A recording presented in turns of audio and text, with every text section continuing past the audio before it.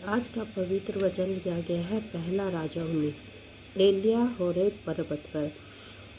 तब अहाब ने जेबेल को एलिया के सब काम विस्तार से बताए कि उसने सब नबियों को तलवार से किस प्रकार मार डाला। तब जेबेल ने एलिया के पास एक दूत के द्वारा कहला भेजा, यदि मैं कल इसी समय तक तेरा प्राण उनका सनह कर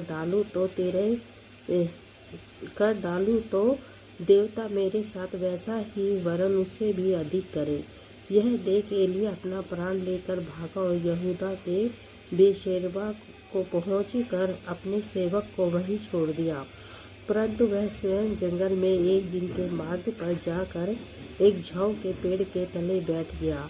वहाँ उसने यह कहकर अपनी मृत्यु मांगी, हे यहोवा, बस है, अब मेरा प्राण ले ले, क्योंकि मैं अपने पुरखाओं से अच्छा नहीं हूँ। वह झाऊ के पेड़ तले लेट कर सो गया और देखो, एक दूत ने उसे छू कर कहा, उठ कर खा। उसने दृष्टि करता क्या देखा कि मेरे सिरहाने पत्थरों पर पकी हुई एक रोटी और एक सुराही पानी रखा है। तब उसने खाया और पिया और फिर लेट गया।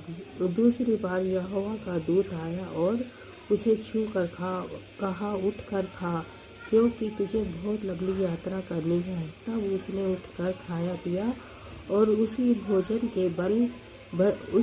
से बल पाकर 40 दिन रात चलते चलते परमेश्वर के पर्वत होरेब को पहुंचा।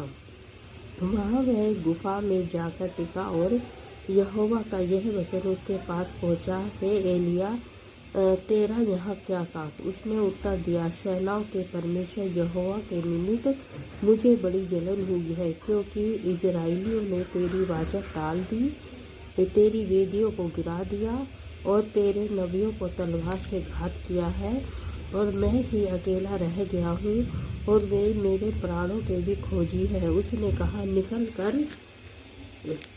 कर यहोवा के सम्मुख पर्वत पर खड़ा हो। और यहोवा के पास होकर चला, और यहोवा के सामने एक बड़ी प्रचंड आंधी से पहाड़ फटने और चट्टानें टूटने लगी। तभी यहोवा उस आंधी में न था। फिर भी आंधी के बाद भूकंप हुआ, तो भी यहोवा उस भूकंप में न था। फिर भूकंप के बाद आग दिखाई दी, तो भी यहोवा उस आग में ना था। फिर आग के बाद एक दबा हुआ धीमा शब्द सुनाई दिया।